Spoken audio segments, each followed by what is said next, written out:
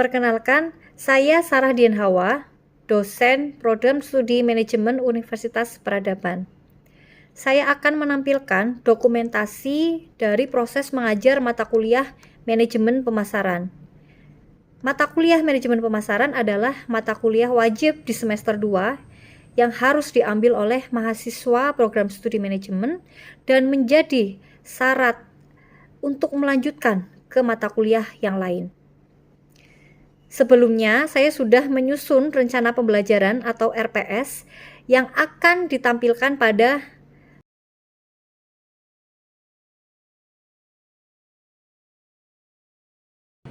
Bismillahirrahmanirrahim. Assalamualaikum warahmatullahi wabarakatuh.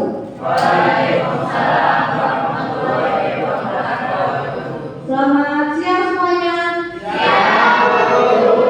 Oke, perkenalkan saya Sarah Dian Hawa yang akan mengaku mata kuliah Manajemen Pemasaran di semester ini. Sebelum kita ke materi, Ibu akan menjelaskan dulu rencana pembelajaran kita selama 1 semester. Teman-teman bisa lihat di layar, Ibu sudah menyiapkan RPS atau rencana pembelajaran kita selama 1 semester. Oke, yang pertama ada deskripsi mata kuliah ya. Jadi nanti selama 1 semester kita akan belajar mengenai fungsi organisasi pemasaran sebagai suatu proses dalam menciptakan. Ada beberapa capaian pembelajaran yang harus teman-teman capai pada mata kuliah ini. Yang pertama ada capaian pembelajaran yaitu sikap tanggung jawab. Terus ada bekerja sama, karena nanti kita juga akan membentuk tim diskusi untuk membahas lebih dalam mengenai materi-materi pada mata kuliah ini.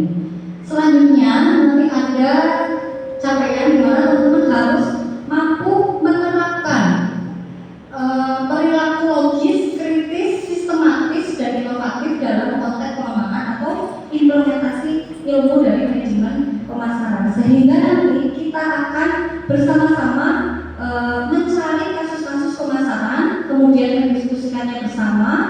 Lalu nanti teman-teman belajar bagaimana mereview sebuah fenomena pemasaran, kemudian nanti ditulis di dalam atau disajikan di dalam sebuah laporan makalah, kemudian nanti dipresentasikan. Ya, jadi di sini teman-teman nanti akan belajar menerapkan pemikiran logis, kritis, dan sistematis. Selanjutnya, capaian selanjutnya itu ketika teman-teman selesai mempelajari mata kuliah manajemen pemasaran, diharapkan teman-teman itu mampu menunjukkan bagaimana cara bekerja secara mandiri, bermutu dan terukur, serta bisa bekerja sama secara kelompok atau tim. Capaian selanjutnya, teman-teman diharapkan setelah melaksanakan perkuliahan ini mampu menerapkan konsep dan teknik analisis di bidang manajemen pemasaran, serta mampu mengidentifikasi masalah manajerial dan mengambil tindakan solutif yang tepat. Itulah kenapa nanti kita akan ada yang namanya review atau studi kasus, supaya teman-teman bisa belajar mengidentifikasi sebuah masalah di dalam isu-isu pemasaran dan memberikan solusi dari permasalahan yang sudah kita dapatkan tersebut. Oke, selanjutnya capaian yang terakhir adalah menguasai konsep dan teori ilmu manajemen serta menerapkannya dalam berbagai organisasi bisnis yang profit oriented maupun yang non profit oriented. Selanjutnya, capaian yang harus dicapai ada beberapa lagi. Yang pertama, mampu merumuskan dan menguasai konsep pemasaran abad ke-21. Ya, ini nanti yang akan kita pelajari di bab pertama, yaitu materinya mengenai konsep pemasaran pada abad ke-21. Selanjutnya nanti di materi kedua ada strategi pemasaran dan rencana pengembangan organisasi. Kemudian selanjutnya mampu melakukan kajian dan menganalisis lingkungan pemasaran. Jadi nanti teman-teman akan belajar lingkungan apa saja yang mempengaruhi aktivitas pemasaran sebuah perusahaan. Ya, nanti teman-teman akan belajar apa itu lingkungan internal, lingkungan eksternal, ya. akan belajar apa itu kekuatan, kelemahan, peluang, dan ancaman. Selanjutnya mampu melakukan kajian dan menguasai riset pemasaran dan peramalan permintaan ya. Jadi nanti setelah teman-teman bisa scanning informasi ya dari lingkungan yang sekitar perusahaan yang berkaitan dengan lingkungan pemasaran, maka teman-teman akan belajar bagaimana melakukan riset pemasaran ya. Nanti teman-teman akan belajar apa pentingnya riset pemasaran itu seperti apa, kemudian kegiatan apa saja yang harus teman-teman lakukan di dalam riset pemasaran dan lain sebagainya. Oke, selanjutnya mampu melakukan kajian mengenai pasar konsumen, pasar bisnis, dan pasar global. Pada saat teman-teman selesai melakukan mata kuliah atau menyelesaikan mata kuliah ini, diharapkan teman-teman itu mampu menguasai konsep STP ya, dimana STP itu segmenting, targeting, positioning. Jadi nanti teman-teman akan belajar bagaimana mengklasifikasikan atau mengkotak-kotakan pasar yang di mana pasar itu karakteristiknya sangat heterogen. Nanti teman-teman akan belajar bagaimana cara mengklasifikasikan sehingga menjadi homogen ya. Kemudian setelah disegmentasikan akan dipelajari juga bagaimana menetapkan target pasar yang baik. Nah, setelah itu teman-teman juga akan belajar bagaimana memposisikan produk ya. Memposisikan produk itu bukan meletakkan sebuah produk, bukan ya, tapi memposisikan produk atau positioning produk adalah meletakkan atau memberikan citra suatu produk di benak pelanggan ya. Jadi bagaimana perusahaan akan mencitrakan produknya di benak pelanggan, itulah yang namanya positioning produk. Nanti teman-teman akan belajar mengenai segmenting, targeting, positioning. Selanjutnya mampu melakukan kajian program pengembangan ekuitas merek ya, citra merek, ekuitas merek. Nanti kita akan belajar bagaimana mengelola merek supaya bisa lebih maksimal lagi ya, supaya lebih bisa maksimal sehingga nanti konsumen itu bisa punya engagement dengan suatu produk hanya dengan mendengarkan merek tertentu gitu ya. Jadi kita merasa ada hubungan baik. Sampai sini ada pertanyaan teman-teman? Ada pertanyaan mengenai capaian pembelajaran yang akan kita lakukan selama 1 semester ini? Belum ya? Oke, saya lanjutkan. Akan membahas mengenai pemasaran pada abad ke-21 ya. Nanti ada sesi kuliah ya, yaitu presentasi dari saya sebentar, kemudian ada tanya jawab, kemudian ada diskusi dari teman-teman ya. Selanjutnya di pertemuan kedua nanti kita akan membahas mengenai nilai pemasaran, pelanggan, perencanaan strategis ya. Nanti masing-masing dalam satu kelas ini akan dibagi ke dalam 6 kelompok. Kemudian teman-teman akan mengerjakan tugas makalah dari studi kampus berdasarkan tema. Nanti temanya saya yang membagi. Selanjutnya pertemuan ketiga kita belajar mengenai perencanaan strategis unit bisnis ya, atau dan perencanaan produk. Ya, nanti di sini teman-teman akan mempelajari bagaimana cara mengelola sebuah produk. Apa saja strategi dalam mengelola dan membuat sebuah produk. Nah, ini pada pertemuan ketiga. Pertemuan keempat kita akan belajar mengenai lingkungan makro ya dan lingkungan demografi dari pelanggan. Nah, nanti teman-teman akan mempelajari apa itu lingkungan demografi ya. Ada usia, ada jenis kelamin, ada status sosial, dan lingkungan makro dari suatu perusahaan serta lingkungan mikro juga nanti ya. Jadi lingkungan eksternal dan lingkungan internal serta lingkungan demografi. Lingkungan tersebut mampu mempengaruhi kegiatan pemasaran suatu perusahaan. Selanjutnya pada pertemuan ketiga kita akan mempelajari mengenai riset pemasaran dan proses penelitian ya, dimana nanti teman-teman akan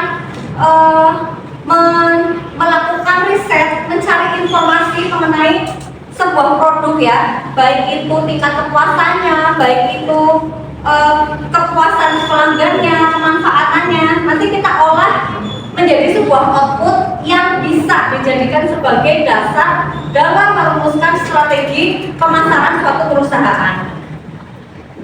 Oke, selanjutnya di pertemuan ke-6 kita akan mempelajari bagaimana menciptakan nilai pelanggan ya. Kita akan menghubungkan ketika suatu produk itu mempunyai value atau nilai dan pelanggan itu bisa merasakan value dan nilai atau nilai dari produk tersebut, maka akan tercipta yang namanya kepuasan ya. Yang namanya apa?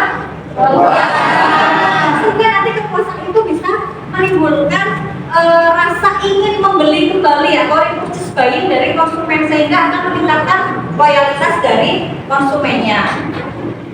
Oke, selanjutnya kita akan mempelajari faktor-faktor yang mempengaruhi perilaku pelanggan ya. Ada banyak sekali faktor, nanti kita akan mempelajari. Ada faktor geografi, ada faktor demografi, ada faktor psikografi. Oke, selanjutnya, pertemuan 8 kita akan diadakan ujian tengah semester atau ujian mid semester. Selanjutnya di pertemuan 9 kita akan membahas mengenai definisi pasar bisnis dan proses keputusan pembelian ya. Di mana nanti kita akan mempelajari tahapan-tahapan bagaimana sih konsumen sampai ke tahap memutuskan untuk membeli suatu produk. Nanti kita akan mempelajarinya. Selanjutnya pada pertemuan ke-10 kita akan mempelajari mengenai pasar global ya, pasar global. Selanjutnya ada di pertemuan ke-11, nah kita akan mempelajari tingkat segmen pasar dan mempelajari mengenai segmenting, targeting, dan positioning suatu produk. Pada pertemuan ke-12 kita akan mengembangkan dan mengkomunikasikan posisi pasar ya. Kita akan mempelajari apa itu strategi diferensiasi suatu produk. Kemudian selanjutnya di pertemuan ke-13 kita akan mempelajari mengenai ekuitas merek. Kemudian pada pertemuan ke-14 atau pertemuan akhir kita akan mempelajari mengenai kekuatan persaingan dan analisis pasar. Sehingga nanti ketika pertemuan ke-15 kita akan melakukan ujian ya, ujian. Pertemuan ke-16 kita akan melakukan ujian tugas akhir. Nah, ini ada beberapa referensi yang bisa dijadikan buku yang bisa dijadikan referensi oleh teman-teman. Yang pertama saya pakai punya Philip Kotler, kemudian pakai punya Armstrong juga. Jadi ada 2 buku. Silakan teman-teman bisa memakai kedua buku tersebut untuk referensi belajar kita selama 1 semester. Ada pertanyaan sebelum saya lanjutkan ke materi pertama? Oke. Kita lanjutkan ke bab pertama ya. Pada bab pertama kita akan mempelajari apa itu pemasaran di abad ke-21. Sebelumnya kita diskusi dulu nih ya. Apa itu manajemen pemasaran? Silakan, ada yang tahu apa itu manajemen? Kan teman-teman sudah pernah belajar mengenai penata manajemen kan? Ayo, siapa yang bisa menjawab? Anissa mungkin? Ya, silakan yang keras ya, bisa ya. Mengatur dan juga mengorganisir sesuatu. Terima kasih. Yang lain? Yang lain? Ya, kalau kita ingat kembali, manajemen itu adalah apa? Pakai singkatan kalau nggak salah waktu itu ya. Planning, apalagi? Controlling ya, ya. Jadi planning, organizing, controlling, networking ya. Jadi itu manajemen. Nah, kalau pemasaran, coba ada yang tahu pemasaran? Pemasaran, ya? Apa pemasaran Mas Johan? Apa itu pemasaran? Pemasaran adalah seni untuk mempengaruhi seseorang. Oke, mempengaruhi seseorang untuk membeli. Bagus. Yang lain? Ya, zaman dahulu kala, sebelum ada konsep pemasaran abad ke-21, para ahli itu mendefinisikan pemasaran adalah kegiatan menjual produk gitu ya, kegiatan mempromosikan produk. Nah, seiring dengan perkembangan zaman ya, konsumen itu punya referensi atau informasi ya, karena ada kecanggihan teknologi sehingga itu konsumen mampu mengakses berbagai macam informasi ya, sehingga pemasaran itu tidak lagi hanya menjual produk, mempromosikan produk, tetapi pemasaran itu bagaimana perusahaan bisa memenuhi kebutuhan siapa? Pelanggan atau konsumen ya. Jadi kalau kita tarik kesimpulan, manajemen pemasaran itu adalah kegiatan perusahaan yang terdiri dari perencanaan, pengorganisasian, ya, controlling, ya, dan pengimplementasian yang bertujuan untuk memenuhi kebutuhan pelanggan. Manajemen pemasaran. Jadi sudah tidak lagi pemasaran itu hanya menjual produk, memenuhi kebutuhan pelanggan. Itu pemasaran abad 21. Oke, selanjutnya ya, kemudian apa perbedaan antara penjualan dan pemasaran? Nah ini ya, kalau penjualan itu mereka titik awalnya adalah pabrik ya pabrik, kemudian fokusnya pada produk yang sudah ada karena dia berawal dari produksi ya, dia berfokus pada apa yang dia produksi saja, tidak berfokus pada apa kebutuhan pasar, namun dia hanya berfokus pada apa yang dia produksi. Kemudian mereka menjual atau dan mempromosikan produknya, dan kemudian hasil akhirnya adalah laba dari hasil penjualan. Namun jika menggunakan konsep pemasaran berbeda dengan penjualan, di mana titik awal dari konsep pemasaran itu bukan produksi, bukan pabrik, namun pasar ya, pasarnya melihat apa saja peluang kebutuhan dari pasar ya. Contohnya ya, berdasarkan Badan Pusat Statistik Indonesia, itu di Indonesia ya akhir tahun ini ya, bahkan beberapa tahun terakhir ini terjadi lonjakan apa? Angka kelahiran, betul nggak? Ya, jadi lonjakan jumlah penduduk nih di Indonesia. Nah, angka kelahiran yang semakin meningkat ini dilihat oleh peluang pasar sebagai peluang ya, pemasar sebagai peluang untuk menjual produk-produk bayi misalkan ya. Jadi fokusnya ke pasar, bukan ke apa yang dia ciptakan, tetapi ke pasar membutuhkan apa ya, sehingga berfokusnya adalah kebutuhan pasar, bukan apa yang dia buat. Nah kemudian media penjualannya menggunakan pemasaran terintegrasi, bukan hanya menjual dan mempromosikan produk, tapi bagaimana mereka membangun hubungan dengan pelanggan supaya bisa dengan mudah mempengaruhi pelanggan. Nah itu di sini perbedaan. Hasil akhirnya apa? Hasil akhirnya adalah keuntungan dan kepuasan dari konsumen. Oke, selanjutnya apa saja yang ditawarkan tadi definisi pemasaran ya? Jadi definisi pemasaran adalah ini ya, marketing is this organization activity ya, aktivitas organisasi ya, aktivitas organisasi yang terdiri dari proses menciptakan, mengkomunikasikan ya, kemudian menyalurkan ya, delivering, menyalurkan value. Jadi yang disalurkan adalah value-nya ya, bukan berfokus pada produk tapi berfokus pada value-nya, dengan harapan bisa memenuhi kebutuhan pelanggan. Nah ini ada managing relationship with customer ya, jadi mereka berfokus pada value untuk menjalin hubungan baik dengan para pelanggan ya, jadi meningkatkan engagement atau hubungan dengan pelanggan. Selanjutnya ada beberapa entitas yang bisa ditawarkan dalam pemasaran ya. Ya ada barang kita beli minum ya, kita beli display, kita beli baju, itu namanya barang. Selanjutnya ada jasa ya, ada jasa perbankan ya, kemudian ada jasa transportasi ya. Teman-teman pernah naik kereta api? Nah, contohnya saya gitu ya, teman-teman bayar saya untuk mentransfer knowledge. Kemudian tempat ya, tempat ada di situ, ada Disney ya, tempat. Contohnya ada properti, ada organisasi, ada informasi, dan ada ide. Oke, selanjutnya, nah pelaku siapa saja yang terlibat dalam kegiatan pemasaran? Yang pertama ada marketer.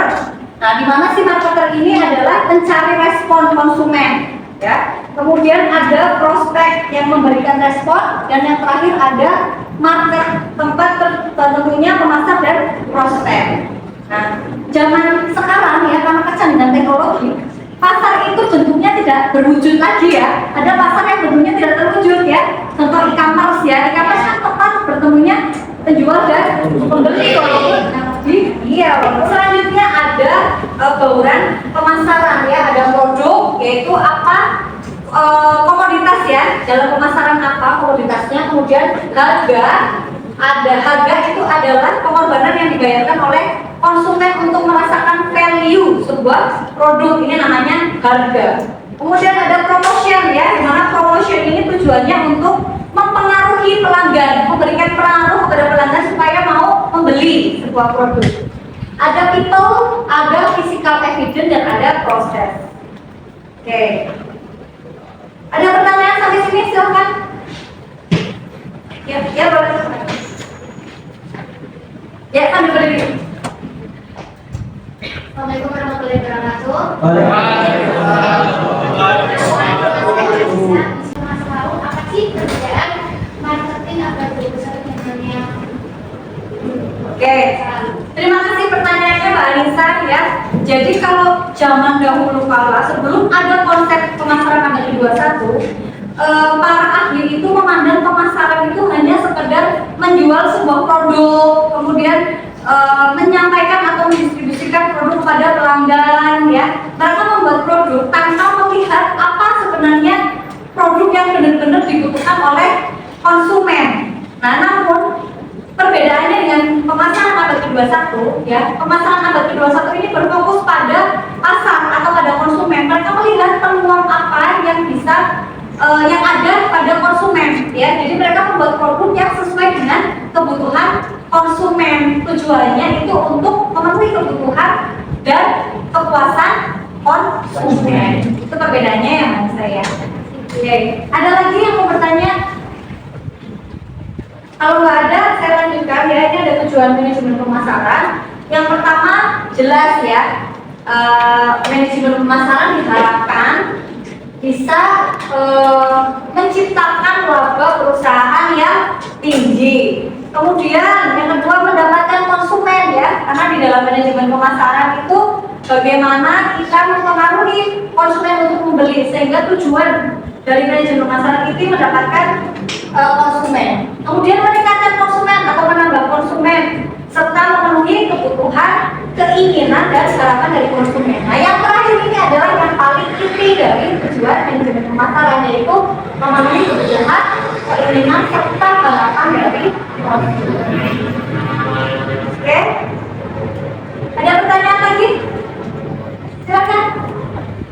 Saya izin bertanya, saya izin bertanya mengenai yang kita pelajari dari pemasaran abad 21 sendiri. Apa sih tujuan dari konsep pemasaran abad 21 itu? Oke. Terima kasih Mbak. Izin menjawab pertanyaan dari Mbak Fitri. Apa tujuan ya? Tujuan dari pemasaran abad ke-21. Nah, seperti yang sudah saya paparkan, ada perbedaan antara konsep pemasaran sebelum abad ke-21 dan sesudah abad ke-21 ya. Dimana kalau pemasaran zaman dahulu itu kita hanya berfokus pada penjualan produk yang kita buat.